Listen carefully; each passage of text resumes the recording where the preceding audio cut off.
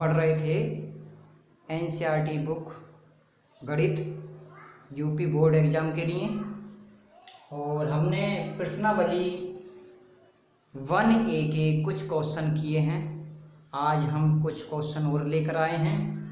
तो उसमें हम यूक्लिड विभाजन एल्गोरिथम प्रमेय की सहायता से क्वेश्चन करना सीख रहे हैं। तो आइए क्वेश्चन देखें। क्वेश्चन नंबर 15 है। क्वेश्चन नंबर 15 और क्वेश्चन नंबर 14 सेम तरीके के क्वेश्चन हैं।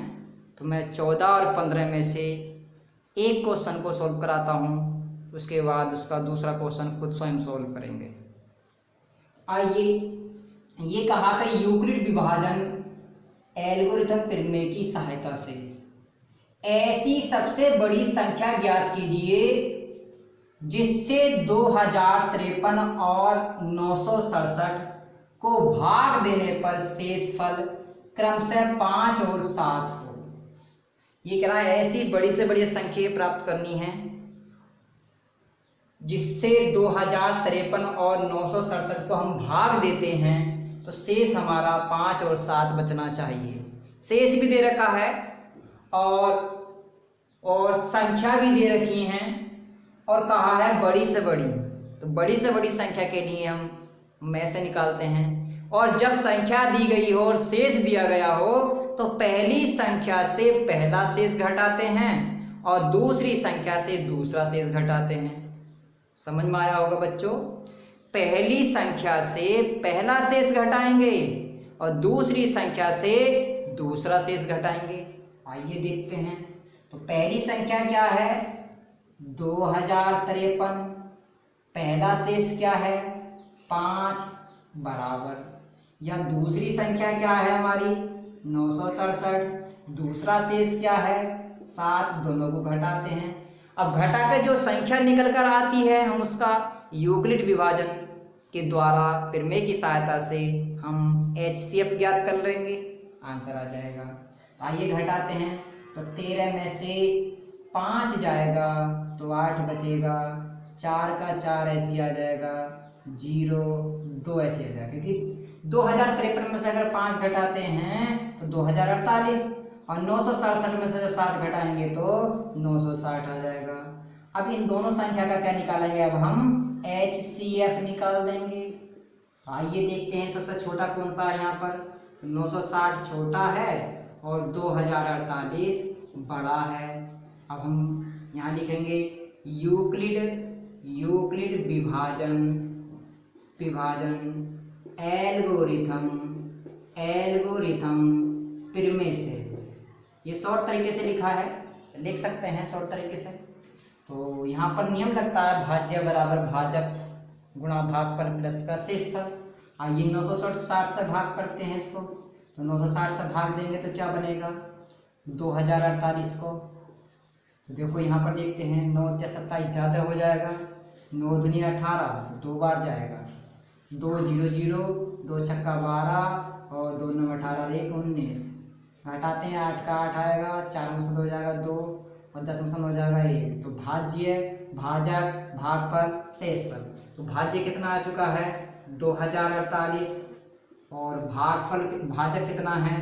960। भागफल कितना है? 2। शेष कितना है? 128। ये लिखा। अब 128 से इसको भाग देंगे तो 960 को भाग देंगे कितनी बार जाएगा?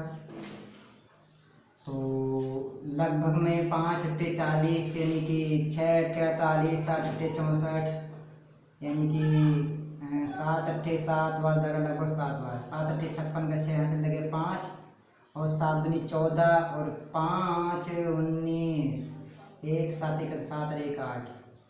ये आ चुका है। 10 में से 6 जाएगा 4, 5 बनेगा, 15 में से 9 जाएगा तो ये 6 बनेगा, 64 आ चुका है। भाज्य भाजक भागफल शेषफल। तो भाज्य कितना है? 960। भाजक कितना है? 128। भागफल कितना है? 7। शेष कितना है? 64।